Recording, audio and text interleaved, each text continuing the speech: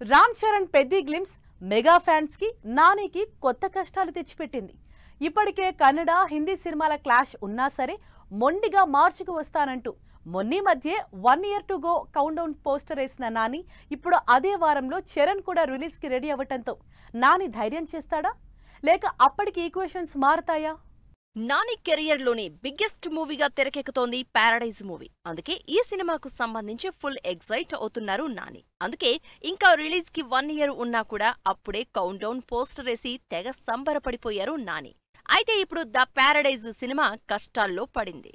అసలు ఆ డేట్ కి రిలీజ్ అవుతుందో లేదో అన్న డౌట్లు వచ్చేస్తున్నాయి. ఎందుకంటే అదే వారంలో చరణ్, యష్, రణబీర్ కపూర్ చేస్తున్న 3 పెద్ద సినిమాలు రిలీజ్ కి ఉన్నాయి. వీటి మధ్యలో నాని సినిమా గట్టెక్కుతుందా అంటూ అనుమానాలు మొదలయ్యాయి.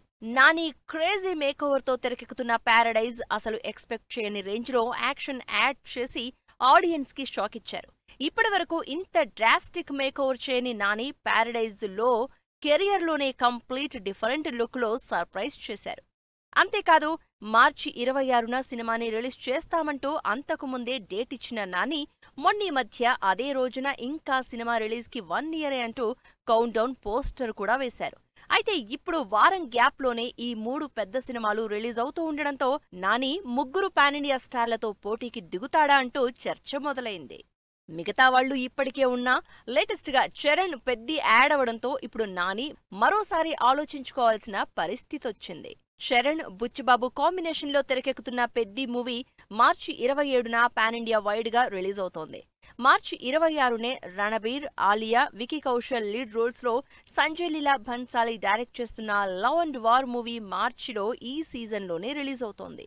ఇక ఇవే 2 పెద్ద సినిమాలు అంటే Kannada star hero Yash solid action entertainer Toxic movie March 19నే థియేటర్లోకొస్తోంది. కేజీఎఫ్ సినిమాలతో భారీ సక్సెస్ అందుకున్న యష్ చాలా గ్యాప్ తర్వాత చేస్తున్న టాక్సిక్ మీద ఇప్పటికే ఫుల్ హైప్ ఉంది.